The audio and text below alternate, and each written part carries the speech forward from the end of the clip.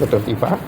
Barangkali kalau mau tahu nama-namanya saya akan bacakan ya. Barangkali sebelum pertanyaan-pertanyaan yang lain, saya akan bacakan nama tim hukumnya.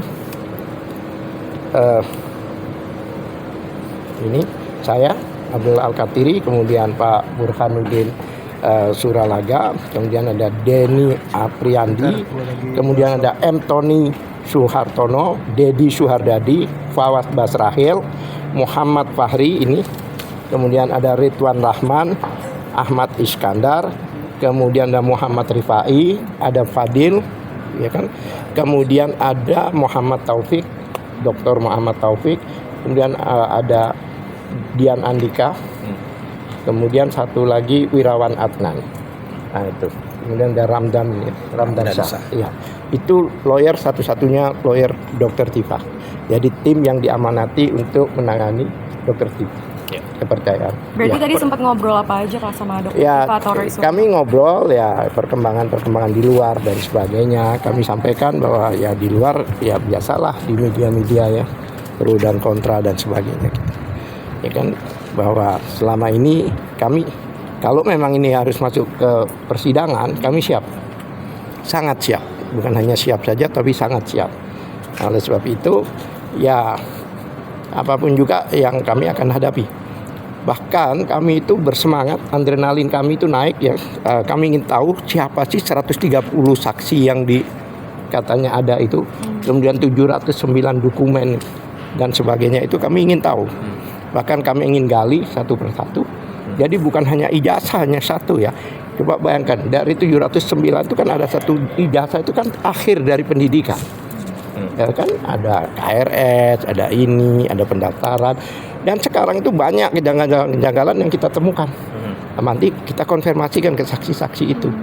Nah, seperti contohnya masuknya itu kan waktu di Mabes Polri, itu kan sarjana muda. Jelas kan? Tahun 80 dan 81 masuknya ya.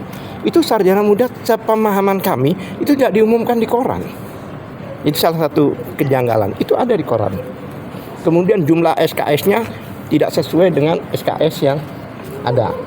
Jadi bukan hanya satu ijazah ya. Kalau satu ijazah ini embos apa itu hanya salah satu lah. Tapi nanti dari 709 itu pasti kami akan menemukan kejanggalan-kejanggalan itu. Oke, Pak, itu kan kalau sudah masuk ke dalam persidangan ya Pak, dalam pembuktiannya dan lain sebagainya. Tapi untuk upaya hukum untuk penangguhan penahanan sendiri bagaimana Pak? Tadi ya, kami kan begini, dapat informasi bahwa kemungkinan hari Senin kalau nggak Selasa itu sudah dilimpahkan ke jaksa. Ternyata P21-nya itu di dalam, kemarin kami tidak mau menandatangani, baik itu penetapan penahanan maupun penangkapan. Karena penangkapannya tidak wajar. Bagaimana mungkin selama ini kooperatif kan? Selama ini kan beliau itu kan datang dalam wajib lapor dan sebagainya, kan diikuti kan oleh wartawan. Ya kan, kok tiba-tiba seolah-olah ada penangkapan seperti kejahatan extraordinary crime kayak seperti teroris dan sebagainya. Ini masalah ijazah.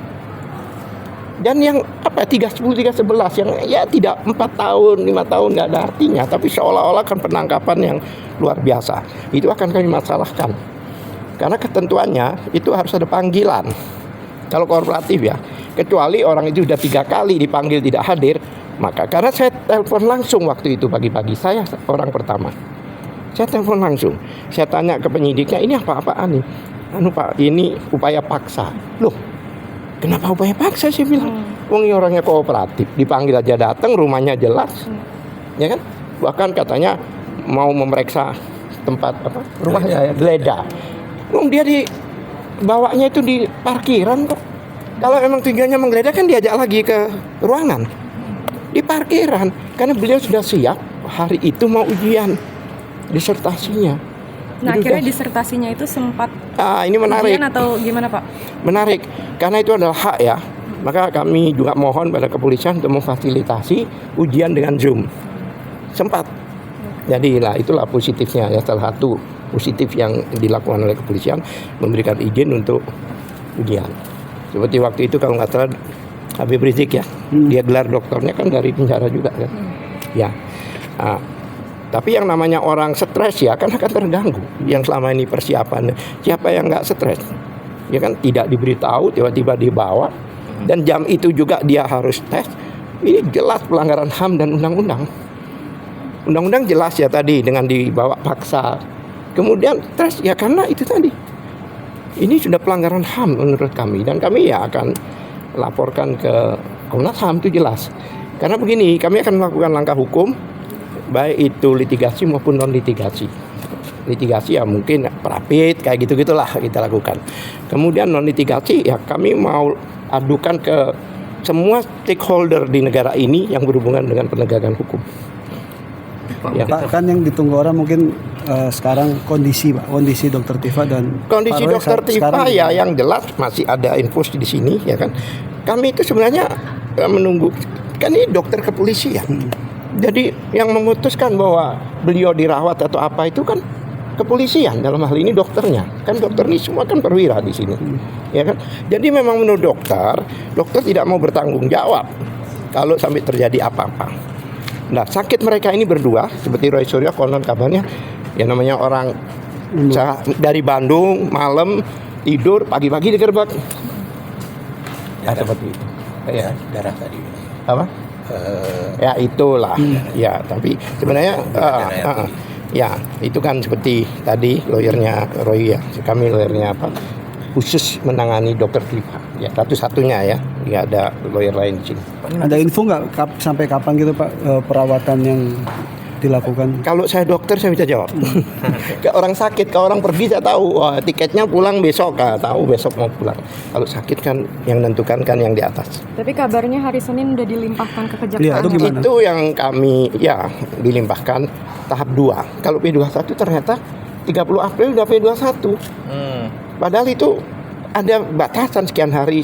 Makanya ini banyak kejanggalan yang mana kami akan masalahkan gitu loh. Ternyata ya mungkin jaksa juga membutuhkan waktu untuk pembuatan dakwaan kan, dengan bukti-bukti dengan saksi-saksi begitu banyaknya. Ya kan, Tapi kan pelimpahan harus ada tersangkanya Pak, sedangkan masih iya. dirawat gimana itu? Secara hukum, secara KUHAP, memang orang kadang-kadang kalau mau diperiksa di kepolisian ya, di BAP itu kan tanya apakah saudara sehat. Kalau dia nggak sehat nggak boleh, ya kan? Ya mudah-mudahan beliau sehat. Kalau sehat ya dilimpahkan berkas maupun orangnya, itu namanya pelimpahan tahap 2. Ya. Oke. Any question lagi? Cukup Pak, cukup. Terima kasih. Terima kasih Bang banyak Pak. Abdul. Terima kasih. Terima kasih. Terima kasih banyak. 081